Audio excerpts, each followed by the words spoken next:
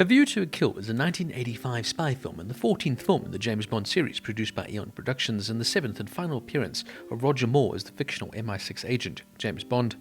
Although the title is adapted from Ian Fleming's 1960 short story, From a View to a Kill, the film has an entirely original screenplay. In A View to a Kill, Bond is pitted against Max Zorin, played here by Christopher Walken, who plans to destroy California's Silicon Valley.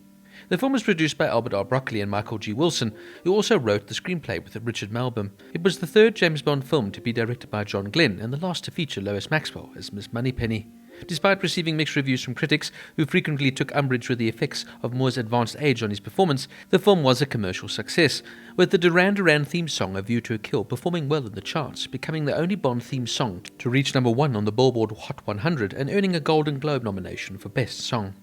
The cast includes Roger Moore as James Bond and MI6 agent 007, Tanya Roberts as Stacey Sutton, the granddaughter of an oil tycoon whose company is taken over by Zorin, Grace Jones as Mayday, Zorin's lover and chief henchwoman, Patrick Macnee as Sir Godfrey Tippett, Bond's ally and a horse trainer who helps him infiltrate Zorin's chateau and stables, Christopher Walken as Max Zorin, a psychopathic industrialist, the product of the Nazi genetic experiment who plans to destroy Silicon Valley to gain monopoly in the microchip market, Patrick Bachot as Scarpine, Zorin's murderous loyal associate, David Yip as Chuck Lee, a CIA agent who assists Bond and Sutton in San Francisco, Desmond Llewellyn as Q, an MI6 officer in charge of research and development branch. He supplies 007 with his equipment for the mission, Robert Brown as M, the head of MI6, and Lois Maxwell as Miss Moneypenny, M's secretary.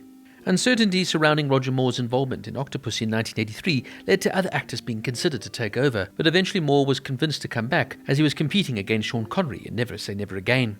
Eon convinced Moore to do A View to Kill, but he announced in December 1985, 6 months after the release of View to a Kill, that he would retire from the role after 7 films.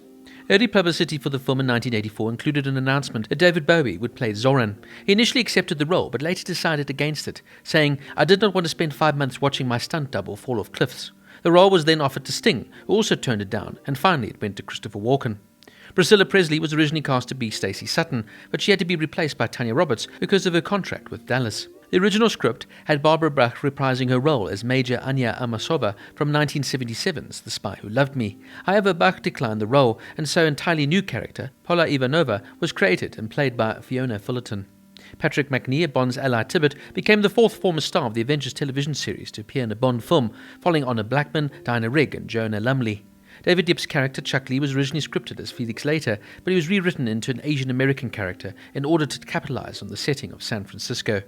Dolph Lundgren made a brief appearance as one of General Gogol's KGB agents. Lundgren, who was dating Grace Jones at the time, was visiting her on set when one day an extra went missing, so director John Glenn then asked him if he wanted to attempt the role. Lundgren appears during the confrontation between Gogol and Zorin at the racetrack, standing several steps below Gogol.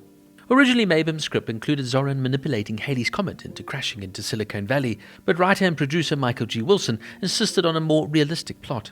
At the end of Octopussy, the James Bond will return sequence listed the next film as From a View to a Kill, the name of the original short story, but later the title was changed. When the company with the name similar to Zorin, the Zoran Corporation, was discovered in the United States, a disclaimer was added to the start of the film, affirming that Zorin was not related to any real-life company. This is the first Bond film to have a disclaimer. The Living Daylights had a disclaimer about the use of the Red Cross. The soundtrack was composed by John Barry, and the theme song A View to a Kill was written by Barry and Duran Duran and performed by the band. A View to a Kill reached number 2 on the UK singles charts and number 1 on the Billboard Hot 100 in the United States, thus becoming the peak song in the James Bond series. The 2015 track Writings on the Wall by Sam Smith later outperformed the song in the UK by reaching number 1. Duran Duran was chosen to do the song after bassist John Taylor, a lifelong Bond fan, approached producer Albert R. Broccoli at a party and somewhat drunkenly asked, "When are you going to get someone decent to do one of your theme songs?" During the opening sequence, a cover version of the 1965 Beach Boys song California Girls, performed by the tribute band Gidea Park with Adrian Baker, is used during a chase in which Bond snowboards, and has been suggested that this sequence helped initiate interest in snowboarding. Roger Moore turned 57 during filming, making him the oldest actor to ever play Bond. At the time of the movie's release, Sean Connery told the press, "Bond should be played by an actor 35 or 33 years old. I'm too old, and Roger's too old too." During the film, Lois Maxwell was apparently told by Albert R. Broccoli that she'd be retiring from the role. She thought she could become M as a promotion. Producer Albert R. Broccoli believed that audiences wouldn't accept James Bond being given orders by a woman. M became a woman when Judi Dench took over the role in GoldenEye in 1995. Now, two things stand out from View to a Kill. Firstly, the fantastic theme song here by Duran Duran, and the fact that Roger Moore was now 57 when playing the role for the final time. And unfortunately, his age really shows in this film. The problem with this film as well is that they don't acknowledge his age, and they try and pretend that he's much younger. But as within the last few Bond films, it's clear to see that Roger Moore was not performing any of his own stunts. And for me, the age impacted the immersion in the story or the believability of certain aspects, such as even the romantic subplot here. Moore tried his best in the James Bond role, but I never felt he was strong enough for the character. He played the role with a wry smile and a glint in his eye, and I just thought the role needed to be taken more seriously. And the mere fact that they kept him for 7 films, even in spite of when he did not want to portray the character anymore, was a big and utter mistake, and unfortunately it reflects a lot on this film. Another area of concern is the film's plot. While the concept of a villainous industrialist, Max Zorin, here played by Christopher Walken, seeking to dominate the microchip market has potential, the execution feels convoluted and lacks a coherent narrative flow. The pacing also suffers as a result of this, with the film occasionally dragging and struggling to maintain audience engagement. Look, the film does have some redeeming qualities. Christopher Walken delivers a memorable performance here as Max Zorin, infusing the character with a chilling combination of charm and menace, whilst Grace Jones also stands out as the enigmatic henchwoman Mayday, bringing a unique presence to the screen. The film's action sequences, as you would expect, still offer some thrilling moments, including the exciting chase atop the Golden Gate Bridge, although it is hindered somewhat by Moore's age. I did like the film's atmosphere and visual aesthetics. A View to a Kill captures the spirit of the 1980s, with its stylish fashion, glamorous locations, and of course the fantastic theme song by Duran Duran.